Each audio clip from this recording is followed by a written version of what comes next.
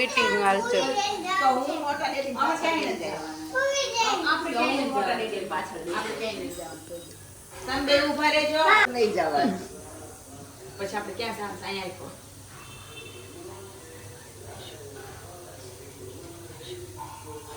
જો સવારે 1 વાગવા આવ્યો છે અને આ બધા ટીવી જોવા બેસી ગયા છે. મોટી ટીવી પડદો લગાડી દીધો છે ફર્સ્ટ ક્લાસ. આ મારો પડછાયો આવતો લાગે. હા, કેવી મજા આવે છે. થિયેટર જેવી ફિલિંગ આવે ને હે મમ્મી.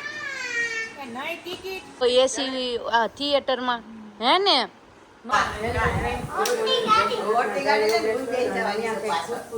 વાત થાય છે. નાસ્તો કર્યા પછી કલાક તો મીટિંગ હાલશે. તો હું મોટા ડેડી પાછળ લઈ જાય આપણે ક્યાંય મોટા ડેડી પાછળ આપણે ક્યાંય લઈ જવાનું તમે બે ઊભા રહેજો અને હું મોટા ડેડી જાશું તમે બે જણા છે ને મને ટાટા કહેજો બા કેન્દ્રમાં બે જાય પછી જાશું આપણે હું કેન્દ્રમાં નહીં જાઉં હું છે ને મોટા ડેડી તો આવજો.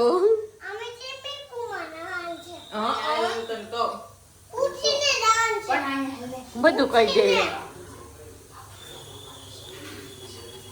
હું કીધું સાંભળી ગયું હવે નહીં હું કેન્દ્રમાં નહીં જવાનું પછી આપણે ક્યાં જવાનું અહીંયા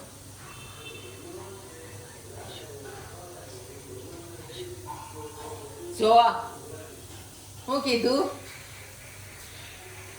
બધું સાંભળી દઈશું હું કૈલાસબાન ઘરે ખીચડી ખાવા જવાનું. કૈલાસબાન ઘરે ખીચડી ખાવા જવું છે. ચકો ને ચકી અને બચું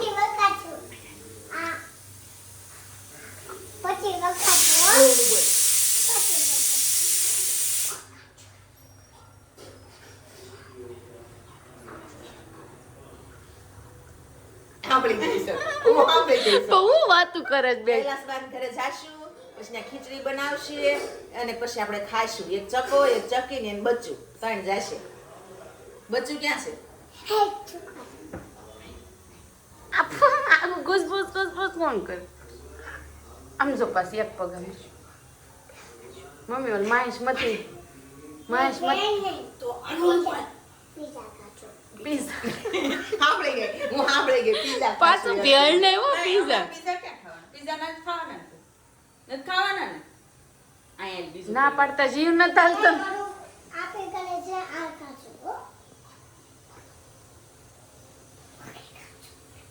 હે અમે કાંઈ નથી કહેતા બધું કહી દે છોટું.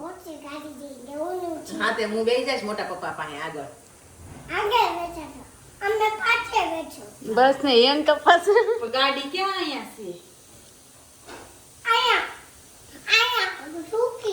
ક્યાં કોના ઘરે ના નથી. કોના ઘરે પડી છે ગાડી? મોટી ગાડી કોના ઘરે લેવા જાવીશ આપણે? કોના પાર્કિંગમાં? બીજેશ અંકલના પાર્કિંગમાં. શું કહેવાય?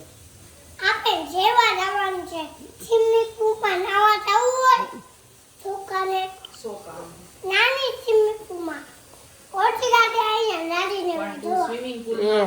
જાય છે તો તું અંદર પાણીમાં તો આવતો નથી. તું બીસો હું તો કાંઈ ડૂબવા નો આવે. મોટો થઈ ગયો હો તું તો. હવે નહીં પી ને કેટલી રોટલી તું પણ ના કાંઠે ને કાંઠે બેસો અંદર તો આવતો નથી પાણીમાં. તું બપોર કેટલી રોટલી ખાય? પેલા ભરાવા દેવાનું હોય. પેલા ભરેલું હોય માહો કાકો બતાવશે. હું તને બતાવીશ. હું તો ટુ વ્હીલ લઈને આવીશ. હા, અમે તો મોટી ગાડીમાં જાવશું. કહી દે તો લાગે. આપણે આને ક્યાં લઈ જવાના હતા? આપણે બેન જ જવાનું. કોણ પાછળ બેસશે? તમે ક્યાં મમ્મા? હું તો પેલા બેસી જઈશ. હું તો મારો આપણે બેન જ જવાનું છે. એને બેન ક્યાં લઈ જવાના હતા?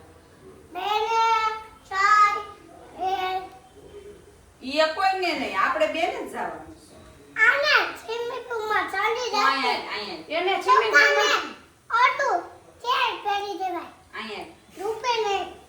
સ્વિમિંગ પુલમાં એને ઠંડી લાગે કેમ હું બતાવું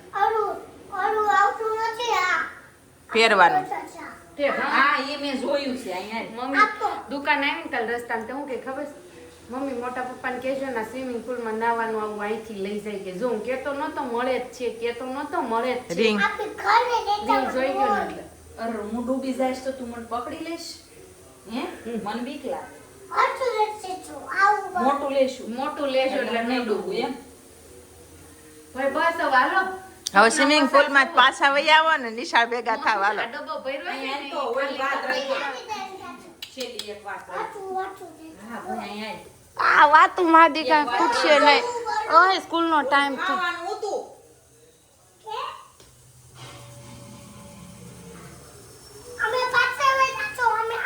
નહીં નહીં હો હું તો પાછળ નહીં બેહું હું આગળ જ બેસીશ આપણે આગળ બેહવાનું છે ત્યાં રસ્તો ન ખબર હોય બા આગળ નહીં બા પાછળ બેસે ને આપણે બે આગળ બેસી જાવ નહીં હું તો આગળ જ બેસીશ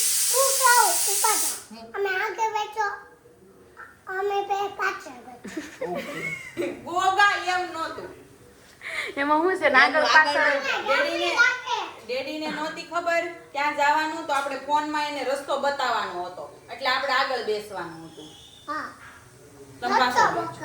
હું રસ્તો બતાવીશ નો ખબર હોય કે મને બધી ખબર હોય તો તમે કહેજો. ઓ આ બસ અંબે પાસે બેસશું આપણે બહાર બેઠા બેઠા આઈસ્ક્રીમ ખાઈશું હા સ્વિમિંગ પુલ જ બહુ કરી હાલે ક્યારે આપણે સ્કૂલે જાવ અત્યારે સ્વિમિંગ પુલ માં જાવ નાઈ લ્યો પેલા ઘરના અને એમને ભીંડો વેરાય છે સ્વિમિંગ પુલ અલ્યા તાર લંચ બોક્સ સારા બેગ માં મૂક્યા બસ હવે થાકી જાય હા પણ નવડાવું છે ને જાય એનર્જી વપરાય જાય મૂક્યા જા ભૂલાઈ જાય બસ મમ્મી જય શ્રી કૃષ્ણ જય શ્રી કૃષ્ણ આ તો અત્યારમાં પીએ પણ અને મોટી મમ્મી મીટિંગ હકાવ્યું મીટિંગ જમાવી હો આજે તો પણ હવે ભાઈ સ્વિમિંગ પુલ આવ્યું છે હો મને તો ઓલા બાલકૃષ્ણ છે ને આમાં દેખાવા માંડ્યા આપણા શ્રી વલ્ભાચાર્યજી છે ને એમણે ભગવાનનું બાલ સ્વરૂપનું વર્ણન કર્યું છે ને કે હૃદયમ મધુરમ વદનમ નયનમ મધુરમ હસિતમ મધુરમ હૃદયમ મધુરમ ગમનમ મધુરમ મધુરાધિપતે અખિલમ મધુરમ એનું બધું જ મધુર છે એમ આ બાળક છે ને એનું બધું જ મધુર હોય બોલવું ચાલવું હસવું સૂવું ઉઠવું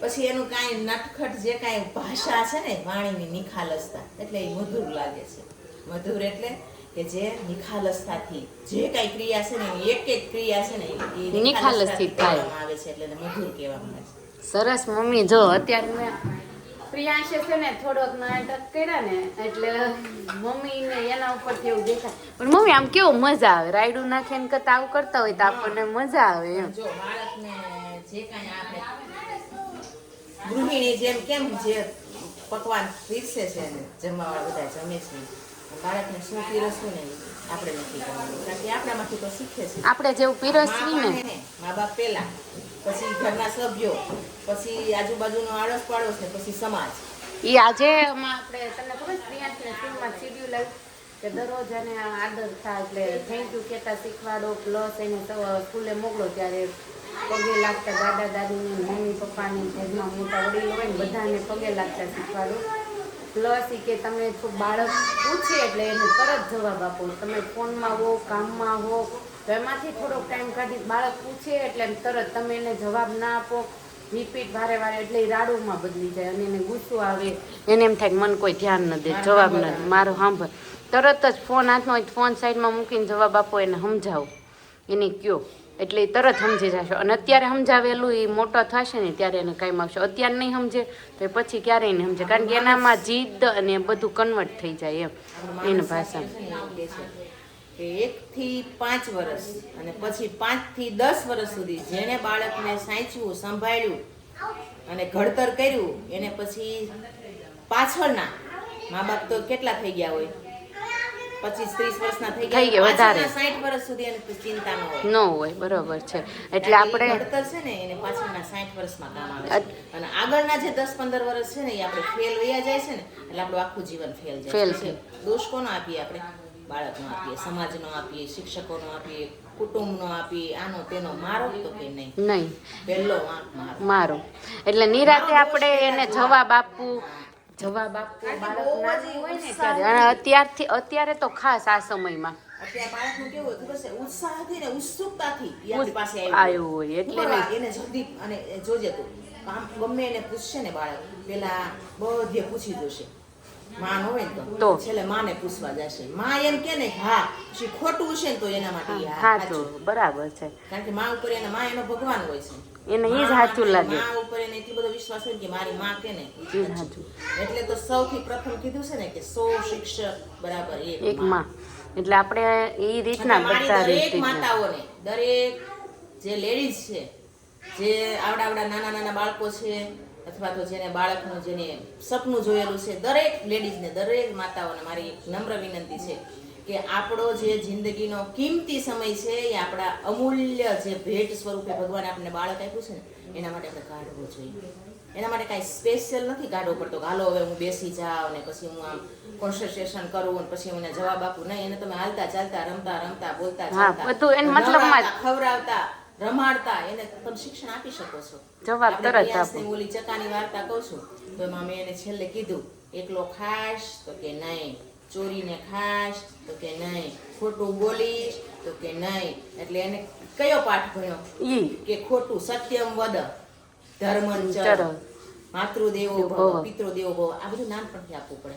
એ વાર્તા સ્વરૂપે. પછી કેવું આપણા ઘડિયા કહેતા કે પાકા ઘડે કાંઠા ન ચડે.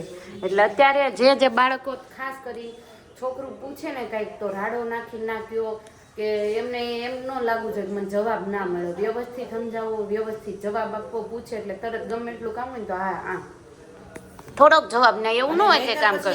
બેટા ઘડીક વાર ખાઈ હમણાં કહું એમ એટલે એને એમ સંતોષ થાય માં હમણાં મને કહેશે. એને સંતોષ તો મળવો જોઈએ. આપણી પાસે દોડીને આવ્યું હોય તરત જ જવાબ એને આપવો. એવું એક લેખ આવ્યો સ્કૂલમાંથી. એટલે ધીમે ધીમે તમારે આવશે.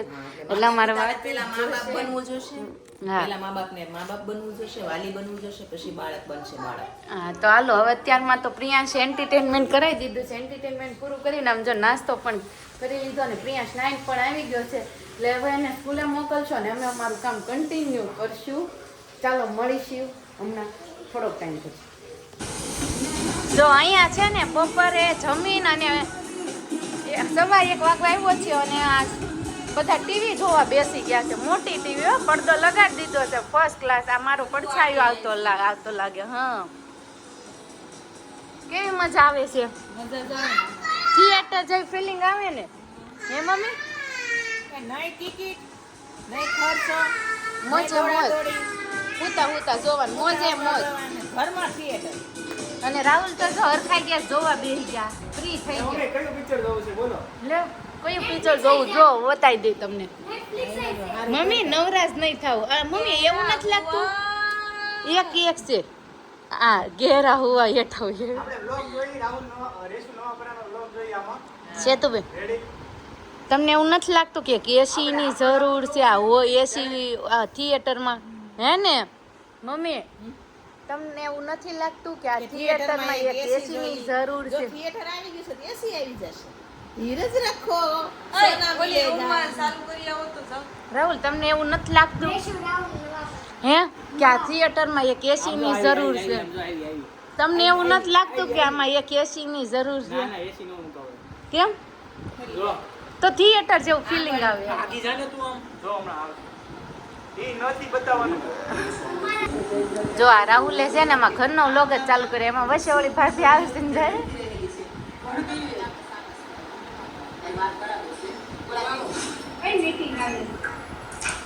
ગિફ્ટની વાત હાલે.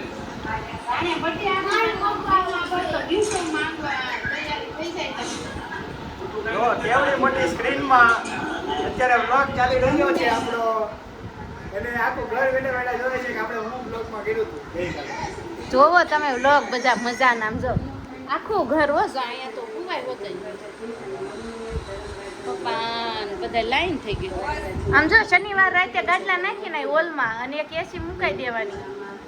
પછી બધા હું તો આવું છે કે છોકરાના છોકરા છે ને એની હાટુ પ્રોજેક્ટ જોહે મારે બ્લોગ સમજ્યા. કોણ જોશે? ઘરમાં આવું કરતા એમ બધા.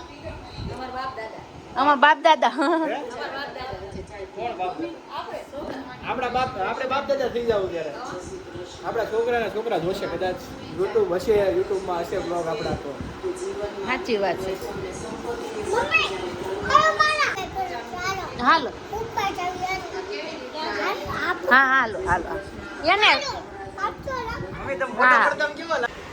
તો આ છે ને ઘરમાં પ્રોજેક્ટર આવી ગયો છે ને તો આ રાહુલ આખો દિવસ આજે થોડાક એમાં વ્યસ્ત છે, સેટિંગ કરે. હજુ તો એમાં સ્પીકર લગાવવાનું કહે છે. ઘરમાં સ્પીકરો હાવ ઓછા ને તો આ બે નાના નાના સ્પીકર ક્યાં ક્યાંય પડ્યા હતા ઈ. એ તો પાછા મૂકી દીધા. એ નથી લગાવવા. એ તો ભાઈને કહેતો હતો, ભાઈને કહેતો હતો એમાં મૂકવા છે. મારે કઈ મૂકવા નહોતા એટલે મેં ના પાડી. એમાં સ્પીકરની કઈ જરૂર નથી એમ. ઓકે તો આગળ કેમ જરાક દેખાતું નથી. અચ્છા દેખાતું નથી. આમ જો મમ્મી કેવું લાગે દિવાલમાં અક્ષર આવવા માંડે. કેવી ટેકનોલોજી હે મમ્મી? કર રાહુલ એટલે બતાવું. આટલા મેમ્બર હતા અને એક મેમ્બર વધી ગયું છે. આમ તો મેમ્બર જ કે અવાજ કરે. આ મેમ્બરને સાચવવા હાટું થઈને આ બધા મેમ્બરનું ધ્યાન રાખવું પડશે. સાચી આ વાત છે. મેમ્બર છે બહુ નાજુક છે. નાજુક છે, પડી જાય, તૂટી જાય. સૌથી નાનું મેમ્બર એ બહુ થોડી ચંચળ છે. તો એટલે એનું ધ્યાન બે થી અલગ અલગ કહેવાનો મતલબ કે ઉપાધિ વધી છે. એમ નહીં, બે ને અલગ અલગ રાખવા જોઈએ. ન્યૂ મેમ્બર ને અને એક ઓલ્ડ મેમ્બર ને. નથી હાલતું એવું લાગે. હા ના હાલતું હોય મમ્મી. કોઈક બોલાવો કરે છે. શું લાગે છે? બોલાવામાં કોણ હશે?